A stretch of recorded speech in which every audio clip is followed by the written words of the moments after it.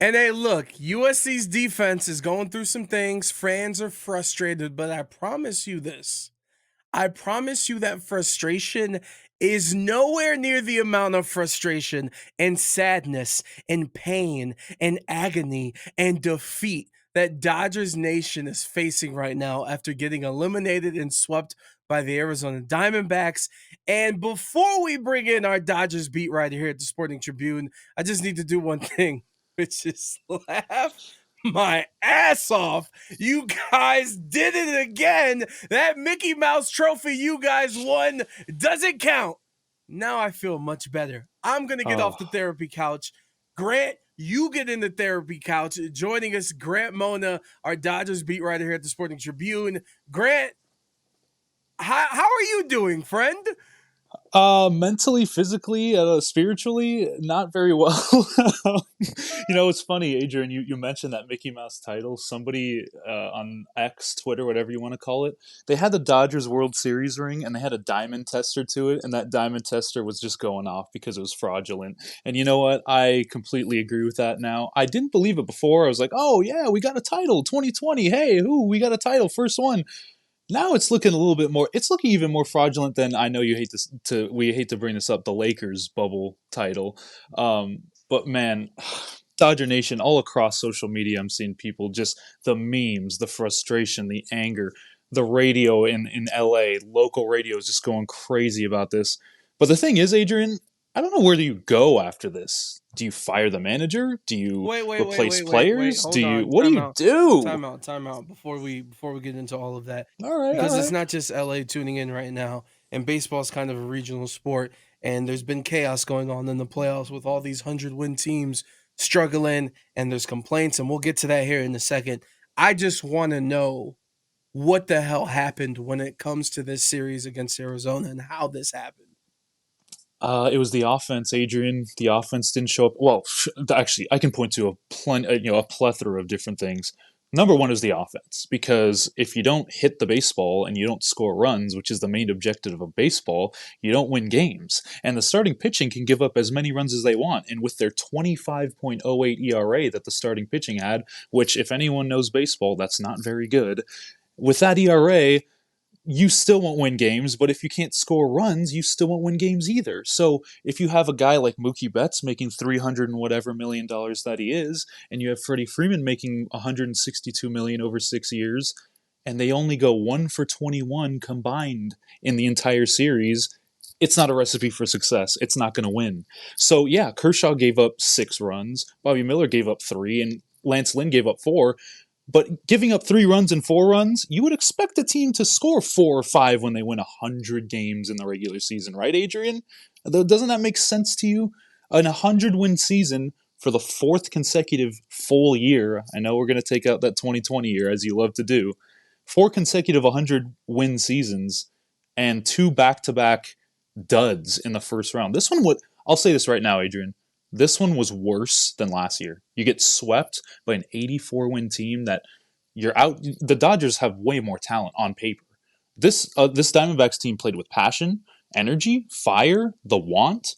Torey Lovello, the manager of the Diamondbacks, had these guys just playing with their head on fire. They looked like a team that just wanted it more.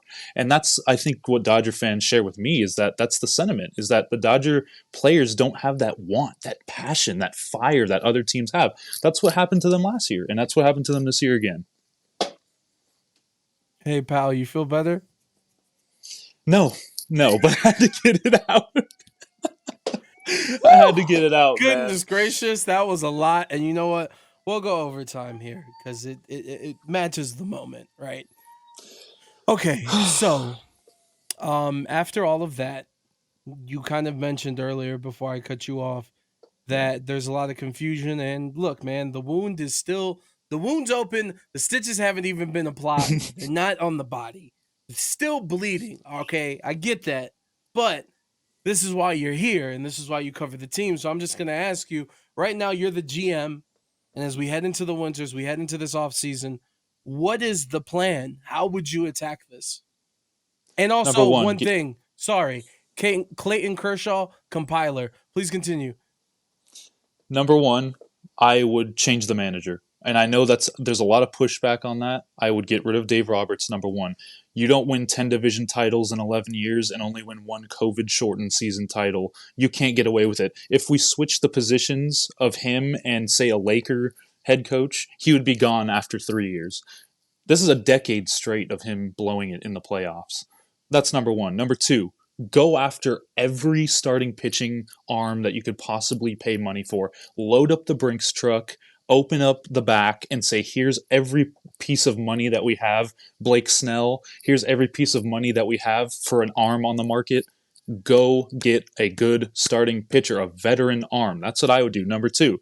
Number three, I would just instill a different philosophy. It's too analytical. It's too buddy buddy. It's too businesslike. You need an edge. You need toughness. You need that passion, that fire. And I know they brought in guys like Miguel Rojas. I know they brought in guys like Jason Hayward and Kike Hernandez. Fine, that's all great. They still didn't. Kike Hernandez did, and you know why he performed, Adrian? Is because he had passion. He had that fire in him. He was yelling in the dugout when he got that hit in Game 3. They need everyone to be like that. They need to have that thing in their heart that says, "I don't care what we did in the years prior. I want it now. I want to go get that. I want a ring on my finger with the Dodgers, and I need to get players like that." That's why the Diamondbacks are good. That's why the Rangers are good. That's why the Astros are good. The Astros got caught for cheating, and after that, they said, "We don't care. We're going to go win more." And that's the mentality that this team has to have. No more businesslike, no more shaking hands, no more buddy buddy. Let's go get it done. And it starts with the offseason. It really does. That's my three things. Damn. This is I love this, man. You've for the first time in my career, you're kind of leaving me speechless. And before we get you out of here, and I didn't mean to, you're going through it this week, and I'm glad to see you. I'm glad to talk to you. But I do want to ask you about the topic at large when it comes to baseball, which is the insertion of the wild card, which is now giving Sure. some of these teams, mainly the 100-win teams, hello Orioles, hello Dodgers, Mm-hmm. Braves, some of these the Rays, some of these struggles in this format, and like where do you see that? Is it fair or not? Should they change it? I do think they should change it, but I think they should change the NLDS. They shouldn't change the Super Wild Card round, whatever you want to call it nowadays. I know they have a bunch of different names for it. You'd make the NLDS 7 games, not 5. I mean, it's kind of a shame that these teams win 100 games over a 5 month period and they play a 5 game series. And look, there's no excuses for any of these teams. The Orioles blew it. The Braves might blow it. The Dodgers blew it. The Rays choked. Whatever you want to say about it, it's great that you have more teams that can compete for a playoff spot. That's why you see teams like the Diamondbacks and the Padres get in and make a run. And I think that's great for baseball. You need as many teams in the mix as possible. But when they get to that after that bye week that those 1 and 2 seeds have, I think a 7 game series should be their reward. You shouldn't go and have a 5 game series where you lose the first two and now basically the series over. When the Dodgers lost those first two, I think everyone was kind of on the road. We're like, okay, the series is kind of over because all they have to do is win one more. If it was a 7 game series, 2-0, okay, 3-0, fine. Yeah, you're in a deep hole. You're still not done yet. And the Dodgers have the talent to do it. The Braves have the talent to do it. The Orioles have the talent to do it. I think you should be rewarded with a 7 game series in the NLDS, not a 5. And that's what the NBA did. The NBA said they had the 5 game series in the first round, and teams are starting to catch up. And then they're like, hold on, that doesn't make any sense. Give them a 7. And I think that's what the MLB should do. And real quick, is this the most painful year in your opinion? Most painful disappointment of this past decade? I wouldn't say that just because this was kind of a retool year. Anyways, you weren't supposed to win this many games. They were never supposed to win 100. And I know when you get to 100, you're supposed to win anyways. So that's why it hurts a lot. But I think 2019, when they just were unbelievable and they lost to the Nationals in the NLDS. I think 2022, when they lost to the Padres, which was last year, that was the team. They had Trey Turner and Freddie and Mookie and all the pitching was healthy. That was probably more hurtful just because, first of all, it was the Padres, which hate us and we hate them. And second of all, it was just the talent disparity, like the winning disparity was just so immaculate. So I think 2022 and 2019 were this year. Yeah, it hurts. Every year hurts when you lose this early, but not as much as when you have such an elite team on paper like last year and in 2019. Mm. Good lord. That's a lot of pain to go through as someone from Cleveland. I can sympathize with you, but I'm also gonna laugh. And you know what? Before we go to break, just be sure to check out the Sporting Tribune. Of course, Grant is gonna have a lot of work, not only on the Dodgers, but as we transition with the NBA season upon us. He'll be talking some hoops, hella hoops.